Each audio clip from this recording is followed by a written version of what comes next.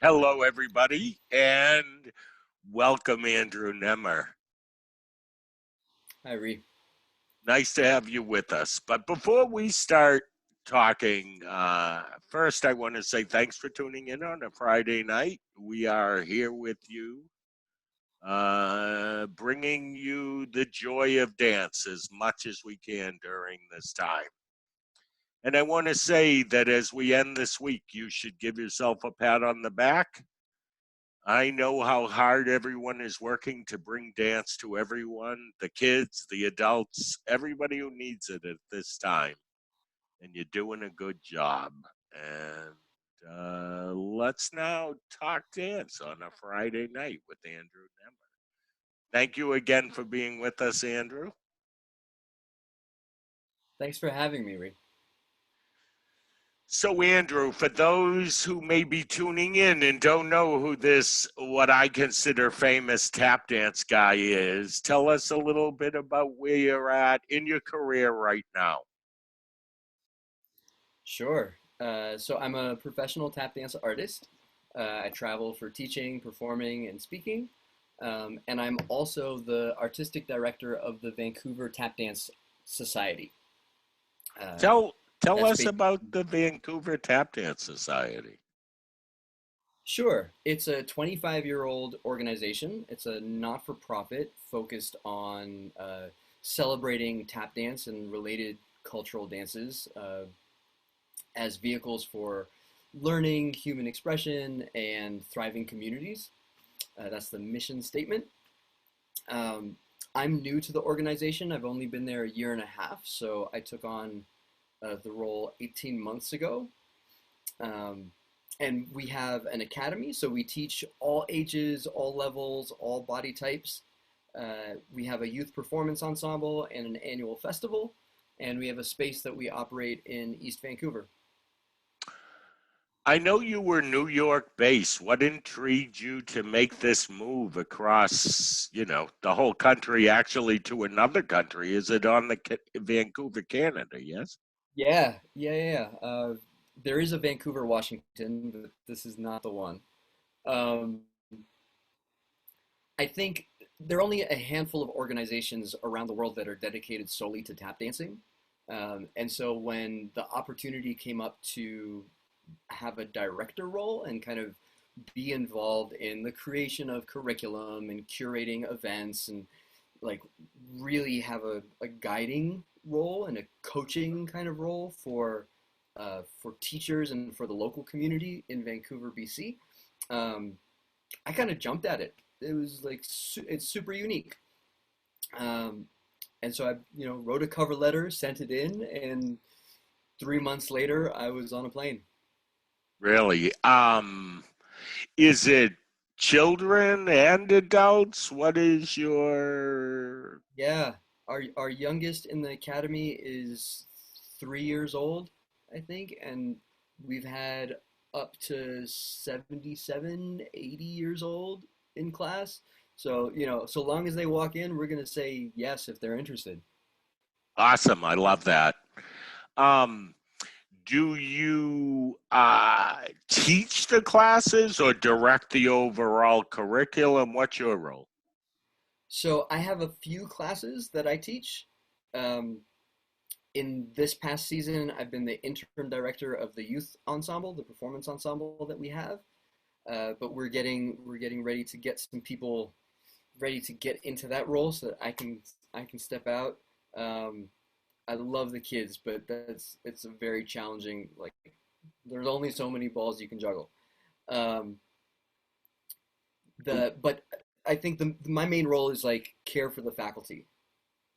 Excellent. I noticed that you said tap, but there were some other styles of dance. What other styles of dance do you have in the program? Right now we have jazz, so we have like theater jazz, and we also have breaking. So our hip hop classes are breakdance. And do your tappers cross over, or do you get specific people who take hip hop?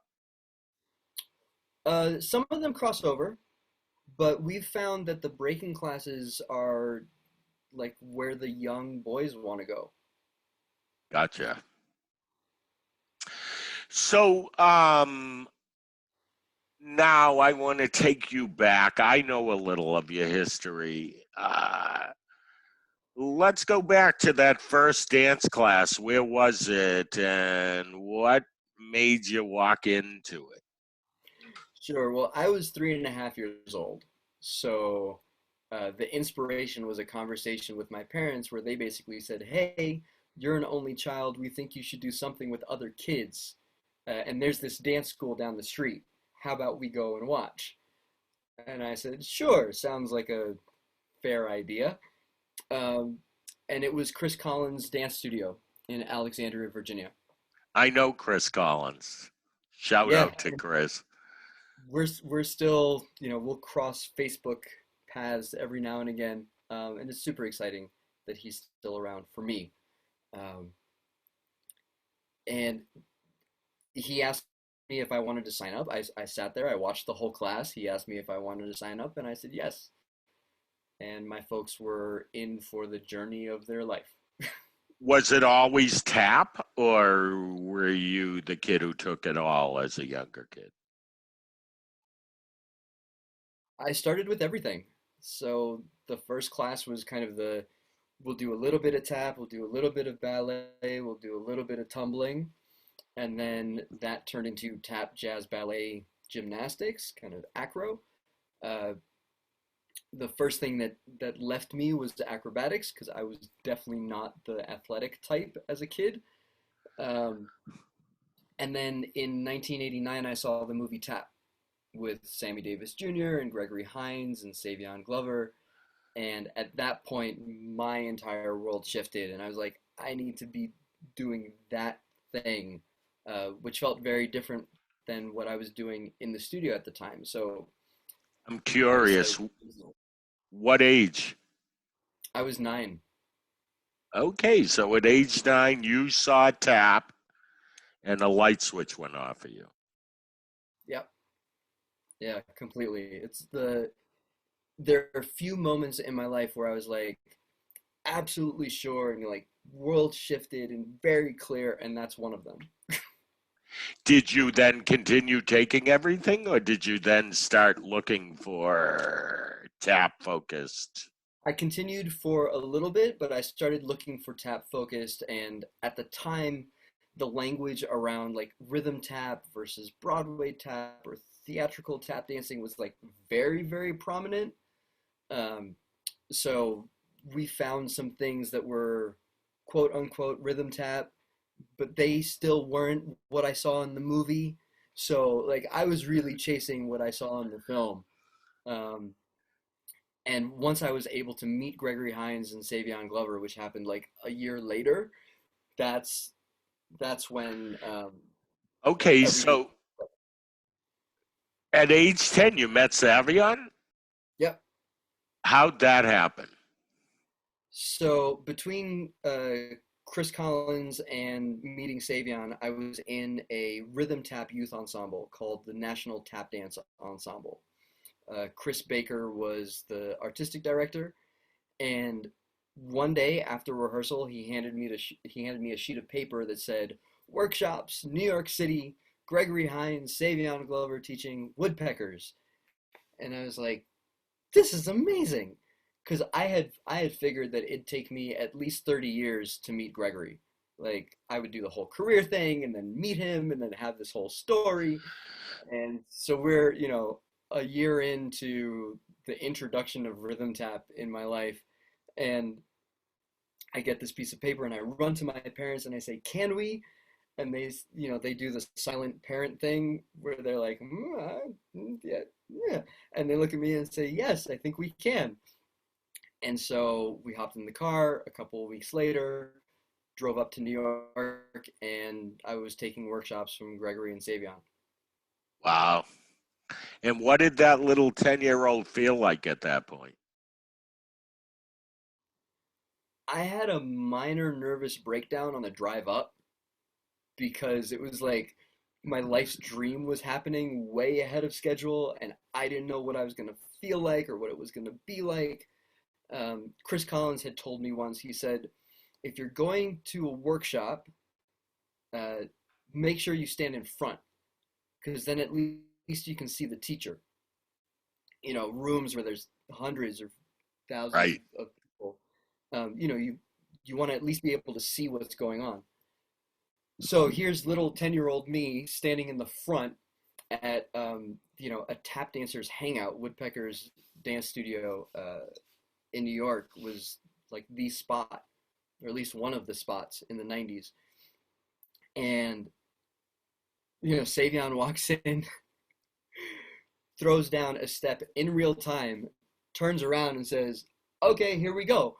And counts us in, and literally everybody around me does exactly what he did except me. And so I'm like, I'm barely treading water in these situations. Were they Uh, older dancers than you? Were you oh like yeah, one of the young? they were all older. I was probably the youngest, if not one of the youngest people there. Um, it was all new, so it was like, it's kind of like you're staring into bright lights every corner that you're looking at. Um, and I just wanted to kind of get through each moment, right? It's like, okay, that was the step, great. I have no clue. Let's try and just get through this thing and then process afterwards. Understood. And was that it? Like you were inspired from that point, whether you actually executed any of the steps? What Yeah, with I think it was like, okay, well, I found the stuff now. Like I found the people. How do I continue to be in the presence of the people so that maybe I can get a little bit of that stuff kind of rubbing off, or it's very like hangout oriented. At least my journey was. It's like you just want to be in the room, be in the space, and then you get a sense for what the skill sets are and how the people think about the thing and what the conversations are around. So what people care about, and then you start to adapt to those things, right? Your skill set comes up, you start listening to the same music, you start caring about the same things, you start digging for the information. Somebody mentions a name and you're like, I have no idea who that is. So you start like, there wasn't an internet in the 90s. So you like go to the encyclopedia and yes. try to figure out, I remember an encyclopedia. right? I can't tell you how many times I would go to like Barnes and Nobles and go through all the jazz biographies and just scan their indexes for names that I had heard, and then see if there were like 3 sentences about a tap dancer in a jazz musician's biography. So I know when we first met, history was your passion, okay? For our viewers, I'll say I met you maybe 10 years ago. Could have been longer, could have been a little bit less, at a trade show in New Jersey, and you started telling me about your dream. I think you actually said to have a tap museum. Did you say that? Yep, probably. So tell me about the collection of tap history, because what you were just talking about is a Sure. good segue into. Yeah. So in 2002, I was in a company with Savion Glover. He was running a company called Tie Dye. It was my first time around like tap dancers my age for a chunk of time. Like lots of time spent together, lots of time kind of hashing out what what our gripes were with the state of the craft and the community, and you know, uh, kind of shop talk. And a lot of it was access to history. How do we get what we know and love and the people that we know and love and kind of the stories that we carry as dancers out to the world? Because journalism doesn't always do it justice, and shows don't always go that deep, and there's just challenges. Um, and the people tap dance is an oral history, and they're only a finite number of people. So we travel slower than YouTube videos. Right? So you have a YouTube video that goes to Germany, somebody starts learning what's on the clip, but they don't have context. And so what we started trying to figure out, I got a hold of Gregory and I was like, I think I want to try and do this. And he supported it, and my dad was super supportive, and we started sending letters to like all the living cats that I had addresses to, and they were like, this is a really good idea, like sign me up. So we started pitching an idea of a legit museum for tap dancing, and the heart of that was a digital archive, a way to collect and link of all the disparate pieces of information. So Bunny Briggs has an article written about him in Downbeat magazine.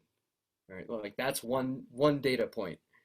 But Bunny Briggs also played with a number of big bands and was featured in Duke Ellington's Sacred Concert.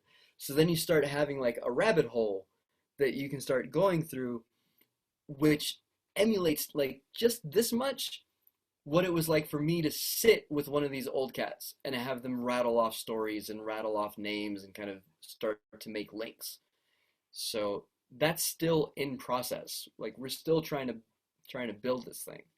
Did you record conversations that you had with these people? We had a few recorded. A lot of that generation was very, very hesitant to be recorded for anything. Tell me why, just out of curiosity. I think to a certain degree there was a lot of tension between their past relationships with producers, and so any content that was created, um, they had a question mark around. Okay. And I think it was super legit. I've respected that 100%. Um, and I think there's curation that comes with a lot of this, and if you carry an entire life, what about that, like it's really hard to self curate, like what about my life is interesting. Understood. And some stories are hard to retell, and they just might not want to tell them again. So what have you collected? What do you have in this archive that will someday be a tap dance museum? We have we have a number of individuals collections. So individual tap dancers have said, hey, we want you guys to be the keepers of this. So their writings, their photo collections, their video, their like VHS collections, um, as well as things that we've actually accumulated. Most of it is photos and videos, but we have a few physical objects that are kind of very dear to my heart. One of Buster Brown's hats, a pair of Jimmy Slide's shoes. Um, those kinds of things are really special. So you're the guy or one of the guys that keeps this and treasures it, obviously. Yeah, we hold the collection. It's the Tap Legacy Foundation is the name of the organization, and we're kind of at alpha for the digital archive platform, like the place where we'd be able to bring most of this material to light. As we know, copyright is a big question around some of this kind of thing, um, but we want the ability to at least start to link the material, and then for people who are researching to have access to that. Awesome. Uh, I loved, you made an impression on me when you spoke about that with me on that day, because I said, wow, that is a dream that I hope this guy accomplishes or gets to a place where this material will be saved. And I liked your ambition to make that happen. Thanks. I You're appreciate it. you're welcome. I cherish tap dance. My mother was a tapper. I knew Jimmy Slide. He would stop up by our studio and watch my mother. I don't know if he was from Brockton or Hanson. He was close by, I whatever think the town was. Hanson. Hanson may have been I think what it so. was. Kingston. I'm having a hard time remembering it, but they were friends.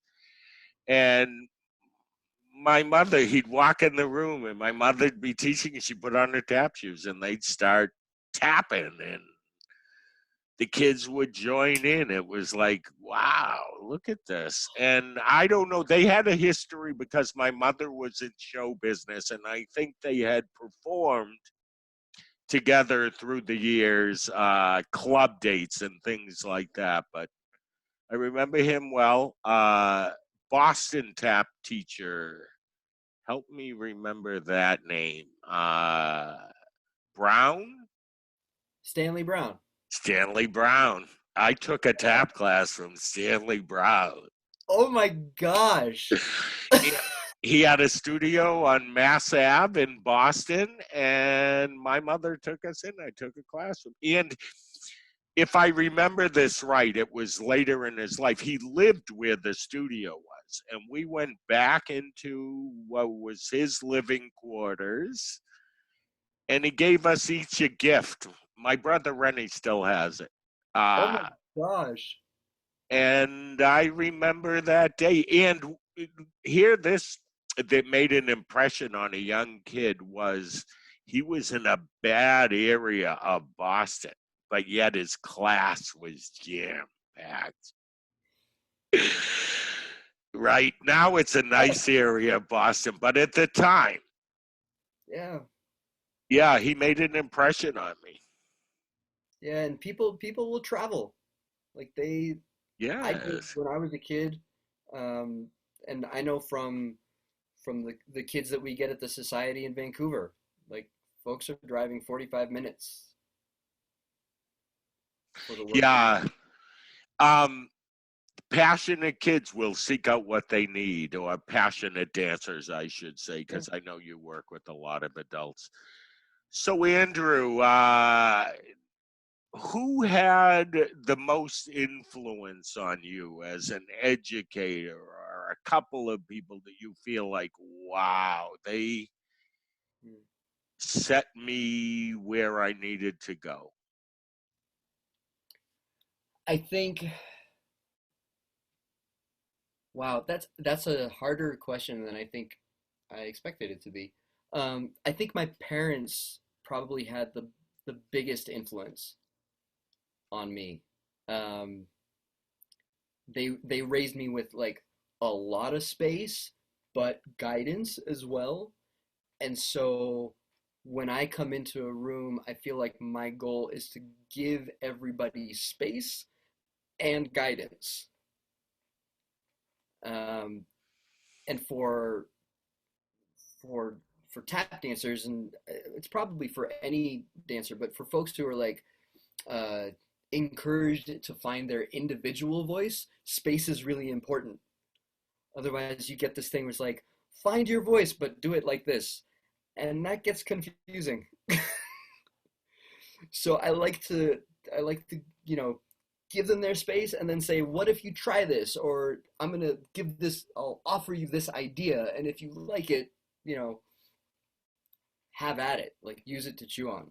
Um, Besides my parents, uh, Savion and Gregory, bar none. I spent a lot of time with Slide, some time with Henry Latang as well, and I dedicated a bunch of my life to the work of Steve Condos, even though I never actually got a chance to meet him.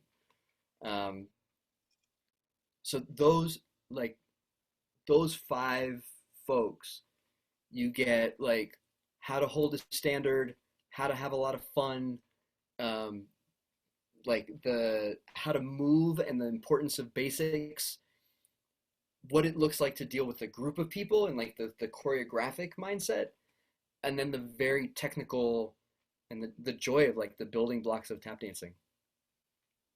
So I I jumped to your history from your early training. What was a moment, and I know you're a humble guy, but try on this. What was a moment where you felt like, wow, I did it? Hmm. There were probably, can I say two? Yes. I think there were two. One was so every year there's a show called the Tap Extravaganza in New York City. It's the celebration of National Tap Dance Day in New York. People are honored, they get awards. Uh, Up and coming dancers are invited to kind of perform for the honorees. And I was invited in 1998 to dance in honor of Bunny Briggs. And it wasn't like a specific honor, but I was on the set. And for about a year and a half prior, uh, I'd been working on a 5 count wing, so a 5 note wing. So there's the Condos brothers were well known for doing this. When I first saw their clip, I quit tap dancing for 2 weeks because I was like, if that's what it means, I don't know if I can do this. and, and I turned around and was like, well, if that's the thing I have to get over, then I have to do this. So I went in the studio and I started working on this thing. And when I got invited to perform at the Tap Extravaganza, I was like, I'm gonna have to do this thing because then then then I'd have like a foundation that I can stand on. Like it's mine. I own this wing. And I pulled it off and it worked and like all 5 sounds came out and you're in town hall and it's 1,200 people and I could have tripped and I didn't. No.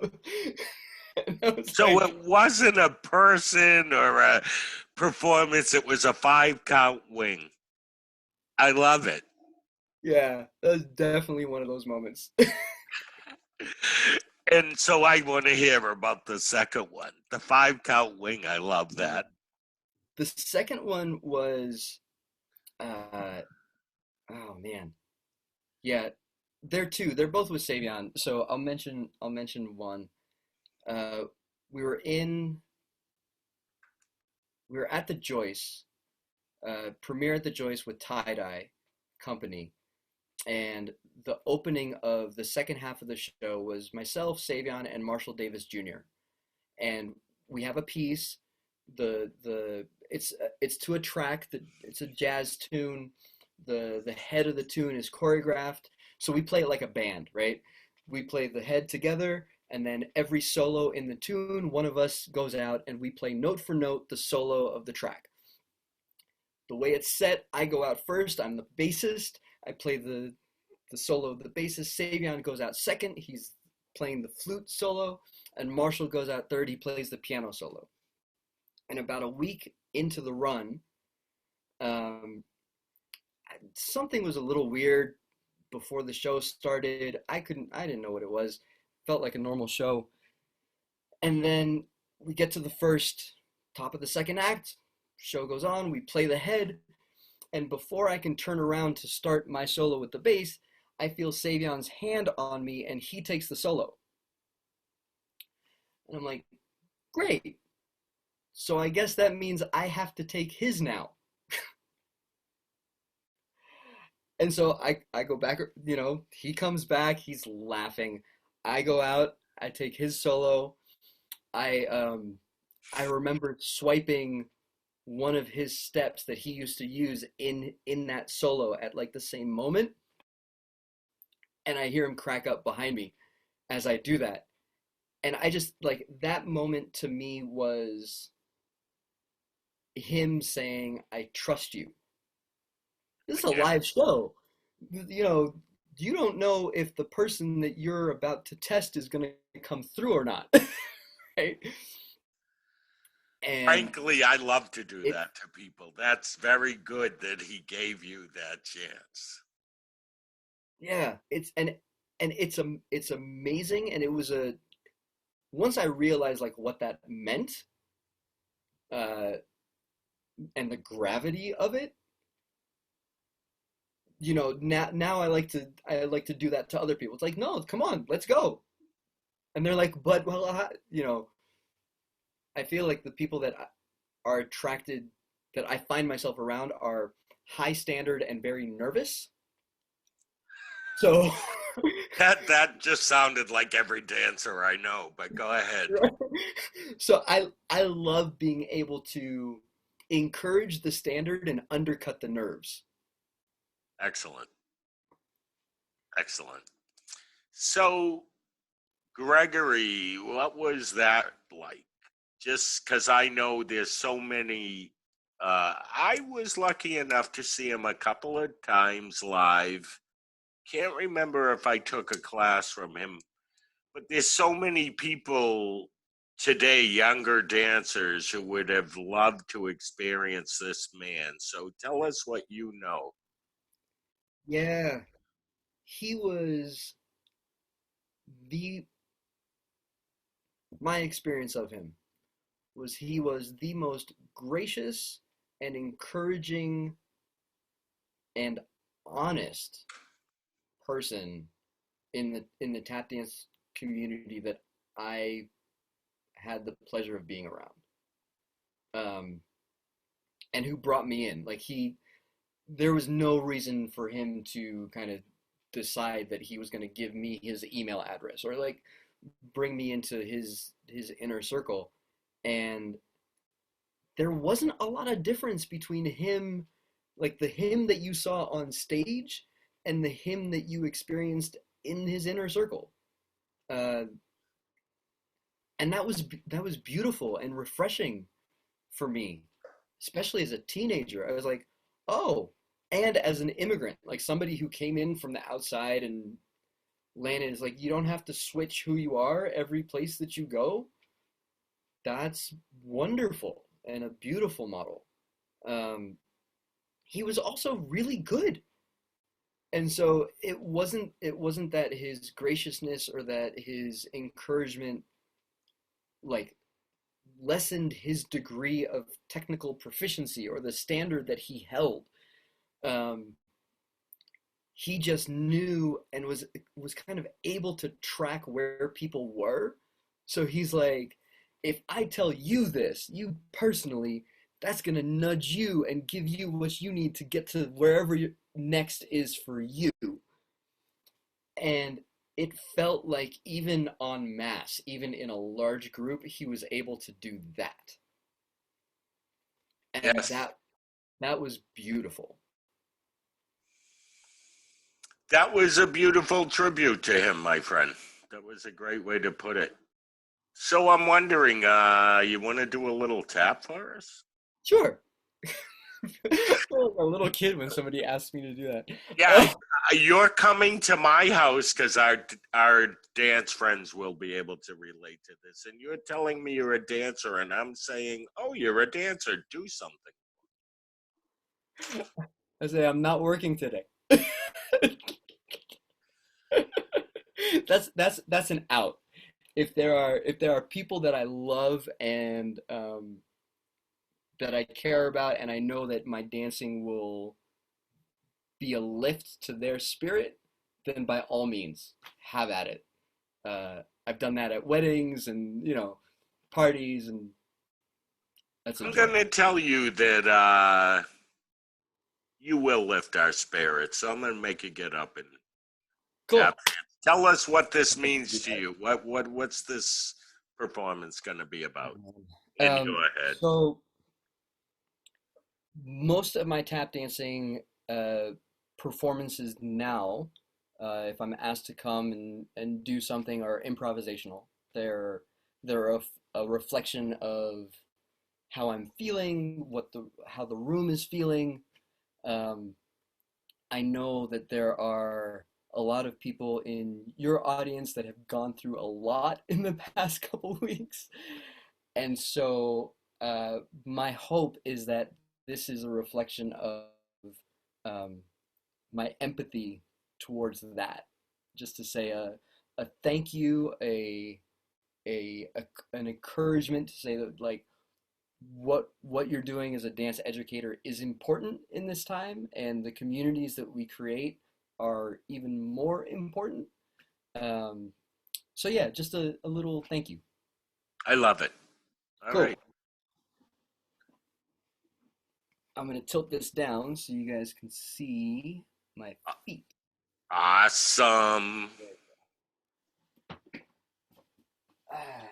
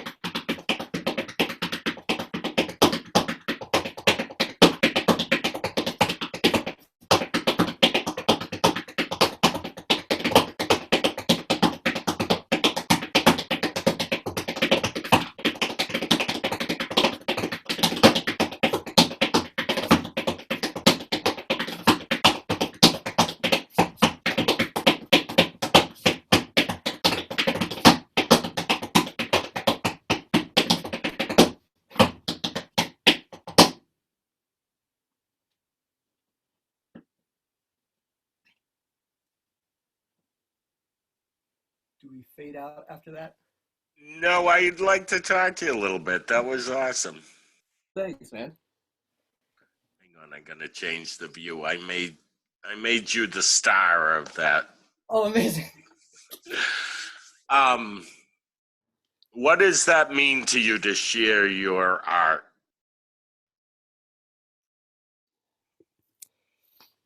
Um,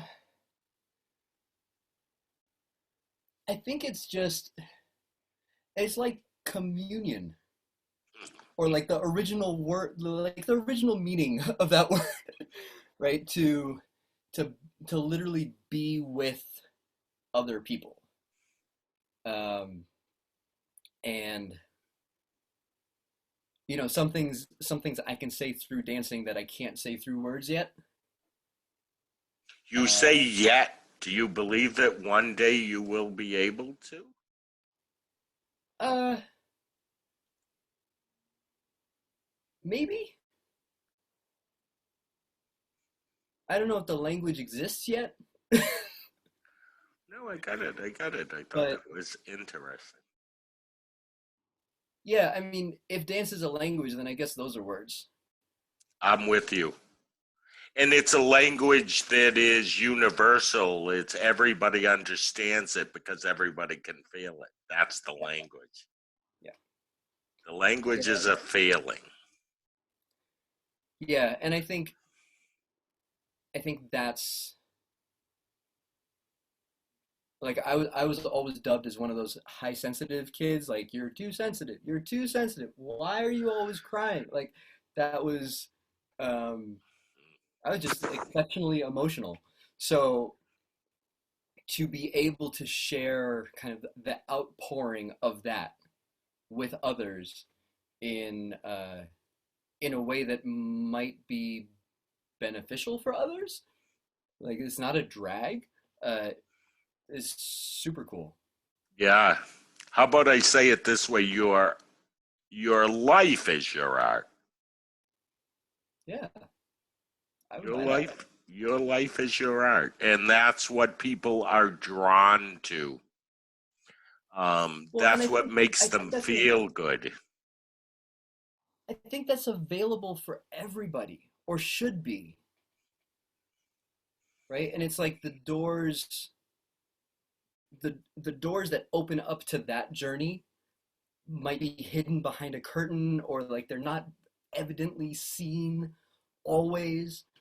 And anyone in any position of like vision or responsibility or authority, I feel like part of part of that responsibility is to like show people the doors and be like, hey, like, this door over here, this door opens up to a journey that you would have no idea what's behind it, but could be really cool. Um, and then if somebody takes that door to hopefully find support in that, because that that journey to look at one's life as a continually generative and like creative endeavor, um, is a really it's not an easy one, because it's like every day is new, and you don't if every day is new, you don't know what that day holds. But doesn't that prepare us for the life we're living right now in this world on Yeah, this day for sure. and time? Yeah. Andrew, personal words of wisdom to some of our viewers who may be feeling the passion for dance, but may be slightly defeated at this time, or Oh man. not being able Um, to pull up the passion at this time. What do you say to somebody yeah. out there? I would say first honor that. Don't don't dodge grief, because it will come back to bite you. I have Uh, to stop you. Do you believe it's grief? yeah, 100%. Describe that for our listeners, our viewers. Describe that because I want them to Sure. learn.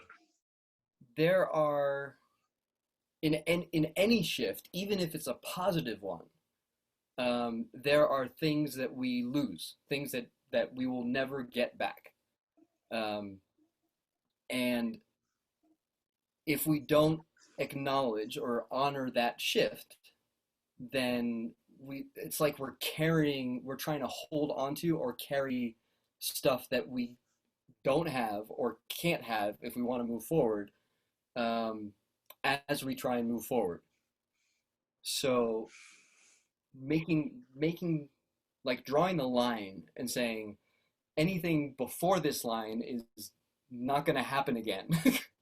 And anything after this line is going to be new. I don't know what it is, but it's going to be new. Then we can rightly and powerfully go through the grief of I will likely never be able to play with GI Joes on a beach ever again as an adult, because I'm an adult now. Right? Even though that was one of my largest joys as a child. Right? So in a positive shift, like I'm growing, I still grieve over that stuff sometimes because of how much joy it used to give me. And so in a time like this where, you know, we might have been attached to so many things that have now changed. Our daily routine, our work, our, particular relationships in our lives, like where they sat even. Um, and every one of those shifts comes with it this question of, will it ever go back to the way it was? And if the answer is no, then there's grief there. It might be a little tiny bit, but there's grief there. And the accumulation of those no's can set in as like, well, I'm just not happy, or I don't find any energy in anything, or like it can set in a draining place. But if we go through all the cycles, um, and they don't happen in order, they happen like here and then they go away and then they come back and they're different ones.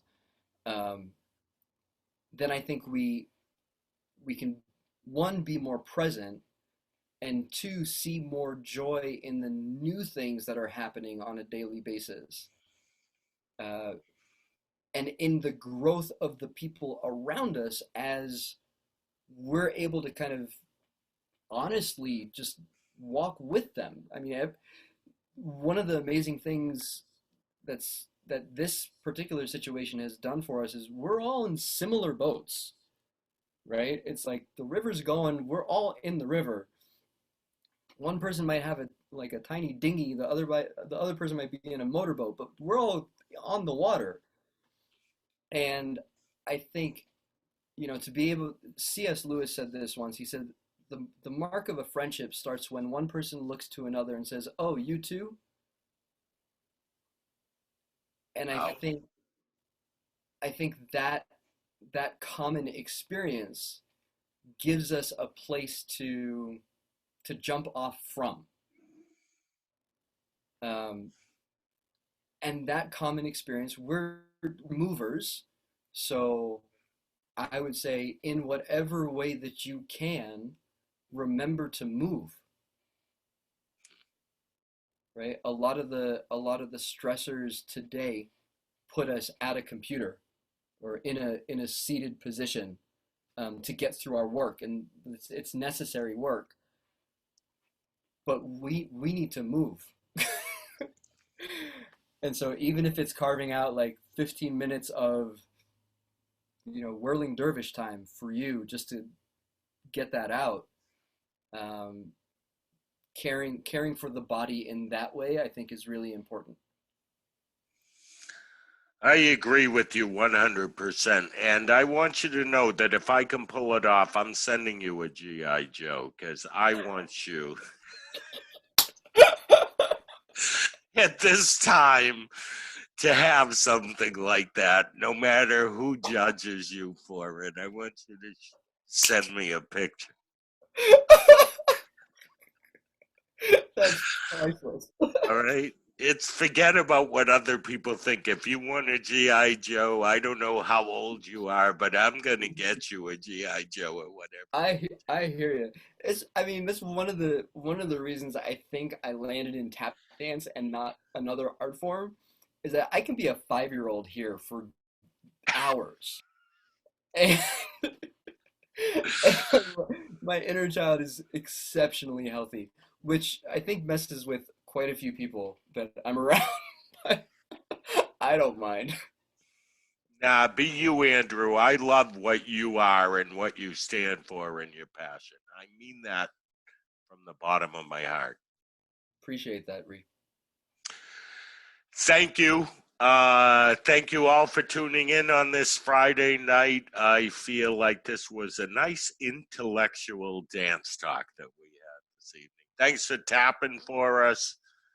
And know that we appreciate tap dance and that tap dance is alive and well when it comes to Thank you. my Thank you for saying that. I'm a strong believer in it, Oh and my. I want to push it and know that for those that don't fit into a ballet world or a jazz world, the tap world is yet another place that so many people can land because it fits for them. Definitely.